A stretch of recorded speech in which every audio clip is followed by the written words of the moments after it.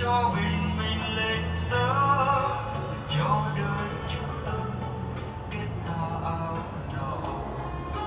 Em là phần thơ cho rừng